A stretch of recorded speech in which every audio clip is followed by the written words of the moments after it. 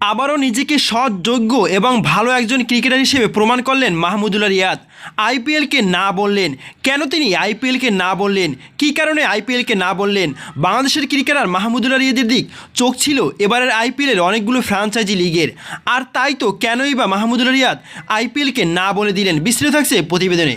আকার ছোঁয়া পারফরমেন্সে রয়েছে মাহমুদুল্লাহ রিয়াদ। এবারের বিশ্বকাপে একমাত্র বাংলাদেশের পারফর্মার মাহমুদুল্লাহ রিয়াদ এবং সর্বোচ্চ রান সংগ্রাহক এবং বিশ্বকাপের সেরা একাদশে রয়েছেন মাহমুদুল্লাহ রিয়াদ। তাই তো মাহমুদুল্লাহ রিয়াদের দিকে এবারের আইপিএলে সবগুলো ফ্র্যাঞ্চাইজি লিগের চোখ ছিল এবং বিশেষ করে কেকেআরের চোখ ছিল মাহমুদুল্লাহ রিয়াদের দিক এবং মুম্বাই ইন্ডিয়ান্সেরও চোখ ছিল এবং ধোনির চেন্নাইয়েরও চোখ ছিল মাহমুদুল্লাহ রিয়াদের দিক। কিন্তু সেই মাহমুদুল্লাহ রিয়াদ এবারের আইপিএলকে না বলে দিলেন। কেন না বললেন? কারণ হয়েছে আইপিএল মানেই টাকার ঝনঝনানি এবং গ্ল্যামারের ভরপুর।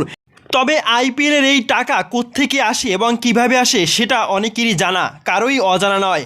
ছোট বড় সবাই এবং ক্রিকেটের সাথে যারা যুক্ত আছে সবাই জানে আইপিএলের টাকা কোত্থেকে আসে।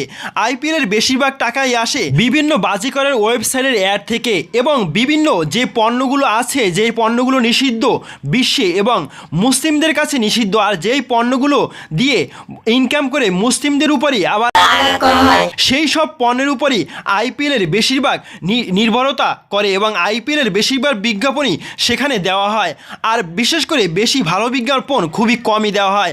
আর এই বিজ্ঞাপন থেকেই বেশিরভাগ ফ্র্যাঞ্চাইজি লিগগুলো টাকা ইনকাম করে এবং আইপিএল ম্যানেজমেন্টও এখান থেকে মোটা অঙ্কের টাকা ইনকাম করে।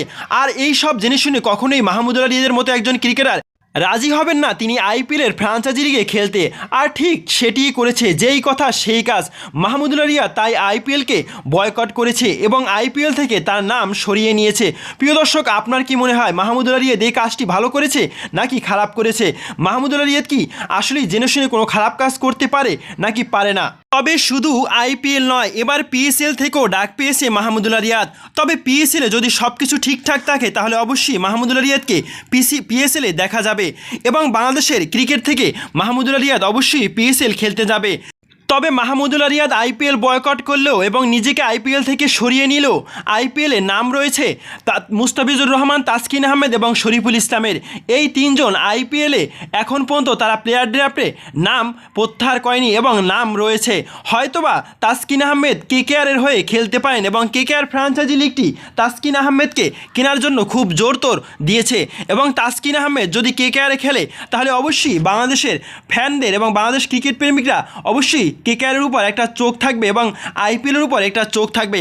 আর সেজন্যই IPL franchise league KKR Taskin আহমেদকে কেনার জন্য খুব তোড়জোড় করেছে। প্রিয় দর্শক, মাহমুদুল্লাহ রিয়াদ নিজেকে আইপিএল থেকে সরিয়ে নিয়েছে এবং তিনি আইপিএল খেলবেন না। এটা আপনার কাছে কেমন লাগছে? এবং আইপিএল থেকে মাহমুদুল্লাহ রিয়াদ যে নিজেকে সরিয়ে নিয়েছে সে বিষয়ে আপনার মতামত কী? এবং এই কাজটা কি আসলে মাহমুদুল্লাহ রিয়াদ ঠিক করেছে নাকি ভুল করেছে সে বিষয়ে আপনার মতামত জানাতে পারেন কমেন্ট করে কমেন্ট বক্সে। এবং মাহমুদুল্লাহ রিয়াদের মতো একজন যোগ্য ক্রিকেটার এবং ভালো মানুষ যদি আইপিএলে থাকে তাহলে কি সেটা তার জন্য ভালো হবে নাকি খারাপ হবে, বা এই কাজটা করে সে কি ভালো করেছে নাকি খারাপ করেছে সে বিষয়ে আপনার মতামত জানাতে পারেন কমেন্ট করে কমেন্ট বক্সে। এবং মাহমুদুল্লাহ রিয়াদ যদি এই কাজটি করে ভালো করে থাকে তাহলে অবশ্যই কমেন্ট করে জানান হ্যাঁ আসলেই মাহমুদুল্লাহ রিয়াদ আইপিএল না খেলে আসলে ভালো করেছে এবং সৎ এবং যোগ্যতার পরিচয় দিয়েছে। ধন্যবাদ সবাইকে।